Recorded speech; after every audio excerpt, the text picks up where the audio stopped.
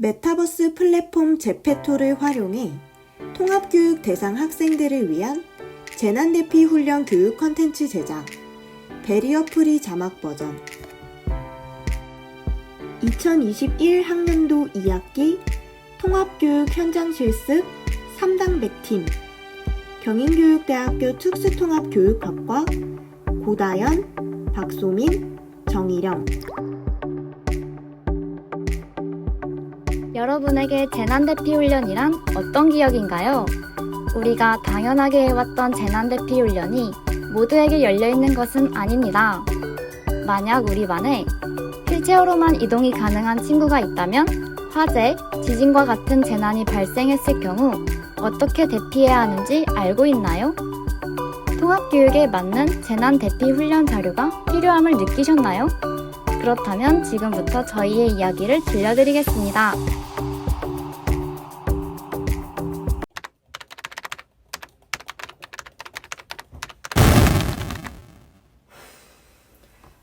진짜? 이번에도 못 깼어.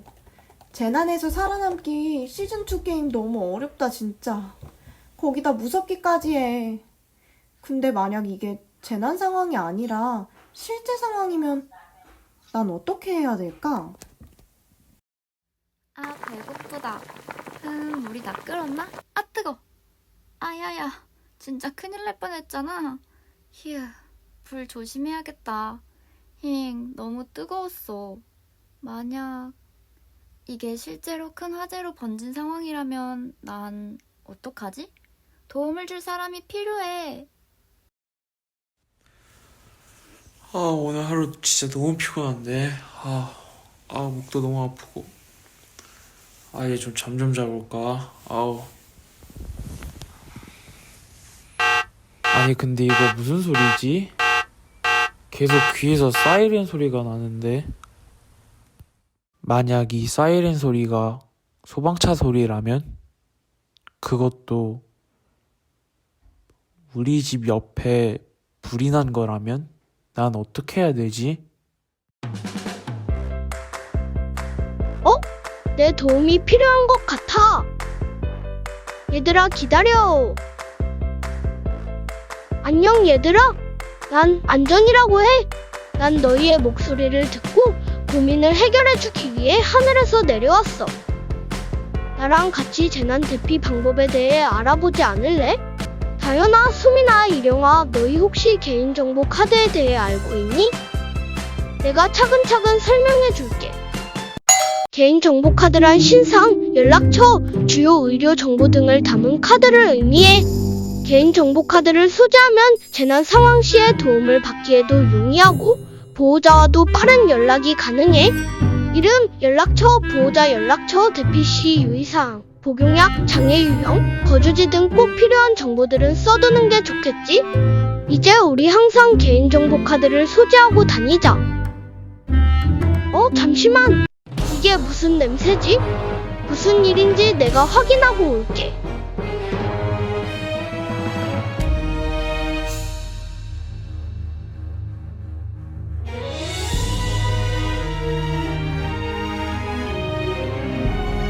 큰일이야. 학생들 간 실험 부주의로 인해 화재가 발생했잖아. 얼른 가서 알려줘야겠다.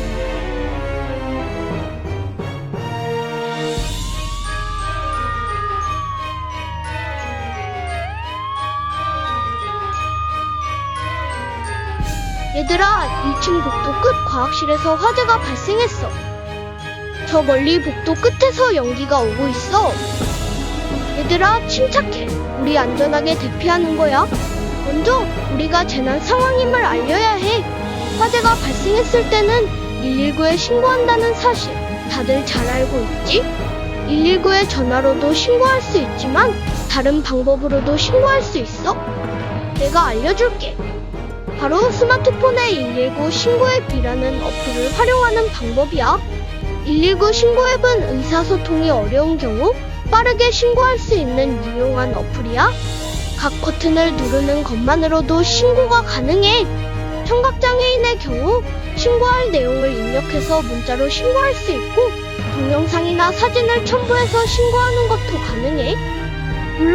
119에 전화로 신고하는 방법이 가장 빠르지만 119 신고 앱을 활용하면 말로 설명하기 힘든 자신의 위치 정보를 빠르게 전달할 수 있다는 장점이 있어. 이동 시옷과 수건 등으로 코와 입을 막고 최대한 자세를 낮춰 이동해야 해. 연기가 폐에 들어가면 치명상을 입을 수 있거든. 그리고 이때 거동이 불편한 경우 미리 지정해 둔 조력자나 주변 사람들에게 도움을 요청해야 해. 화재가 발생했을 때 행동 요령을 좀 더 자세히 알려줄게. 화재 대피법에 대해 장애 유형별로 세부적으로 알아볼까? 먼저 시각장애인의 경우 지팡이를 챙기고 전자블록을 이용하는 것이 좋아. 도움을 줄 사람이 항상 곁에 있는 것이 가장 좋겠지? 청각장애인의 경우 미리 시각경보 장치의 위치를 기억하고 있어야 해. 또 평소에 호루라기를 몸에 지니고 다니는 게 좋아. 청각장애인에게 재난 상황을 전달할 때는 표정과 제스처 또는 메모를 통해 상황을 정확하게 전달해야 해. 만약 탈출하지 못했을 경우에는 창문 밖으로 크게 소리를 질러야 해. 지체장애인의 경우 미리 비상구 위치를 확인하고 비상구 근처에 착석하는 것이 좋아. 화재가 발생했을 때 당황해서 절대 실내에 가만히 있거나 숨으면 안 돼. 또 도움이 필요한 부분을 정확하게 말하는 것이 가장 중요해. 만약 이동할 때 계단을 이용한다면 거동이 불편한 학생의 경우 선생님이 앉거나 업어서 대피해야 해. 다현아, 수민아, 이령아, 내 설명이 이해가 잘 됐니? 그렇다면 화재 대피 시 추가적인 팁을 좀 더 알려줄게. 만약 옷에 불이 붙었을 때는 먼저 당황하지 말고 하던 일을 멈춰야 해. 이때 뛰거나 몸을 흔들면 불이 더 크게 번질 수 있어. 그 다음 화상을 입지 않도록 얼굴을 가려 입과 코를 막고 바닥에 엎드려야 해. 마지막으로 몸을 굴러서 불이 꺼지도록 해야 해. 그럼 이번에는 소화기 사용법에 대해 알아볼까? 첫째, 소화기를 불이 난 곳으로 옮겨야 해. 둘째, 손잡이의 안전핀을 뽑아야 해. 셋째, 바람을 등지고 호스를 불 쪽으로 향하게 해야 해. 넷째, 손잡이를 힘껏 움켜쥐고 뿌려야 해. 알겠지, 얘들아? 절대 잊으면 안 돼.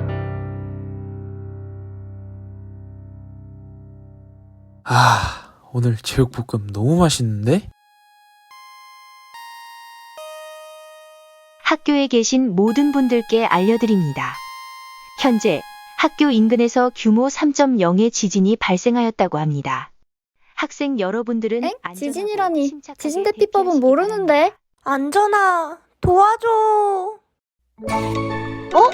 내 도움이 필요하다고? 걱정 마. 이번에도 내가 차근차근 도와줄게. 우리 지진 발생 시 행동 요령에 대해 함께 알아보자. 지진 발생 시 먼저 모두에게 현재 상황을 공유해야 해. 시각장애인의 경우 특히 방석, 쿠션 등으로 머리를 보호하고 넘어지거나 떨어지는 물건에 주의해야 돼.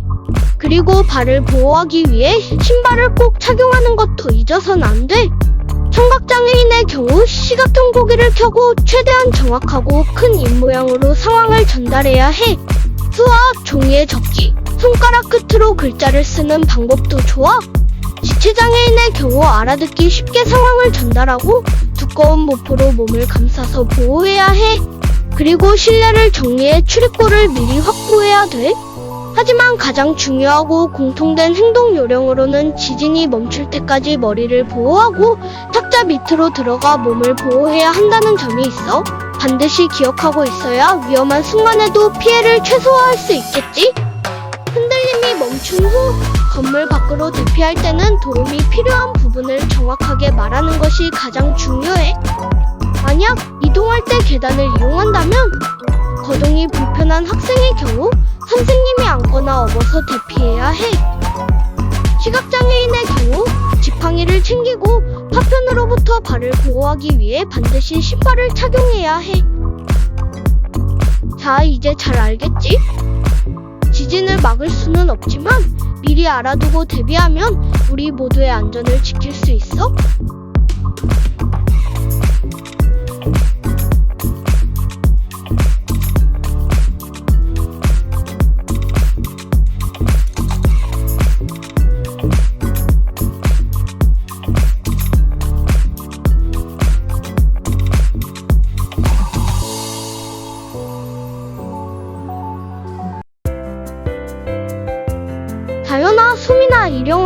지금까지 많은 걸 알게 되었지? 재난 대피 방법에 대해 절대 잊어서는 안 돼. 이 빛은? 얘들아, 난 이제 가야 할 시간인가 봐. 너희와 함께한 시간 동안 정말 알차고 즐거웠어. 내가 곁에 있지 않더라도 나는 너희가 스스로 잘할 수 있을 거라 믿어. 안전아, 너와 함께했던 시간은 우리 모두에게 소중한 기억으로 남을 거야. 너무 아쉽지만 너가 알려준 걸 꼭 기억할게. 너도 잘 지내야 해. 걱정 마. 난 하늘에서 언제나 너희를 지켜보고 있을 거야. 건강하게 잘 지내. 안녕.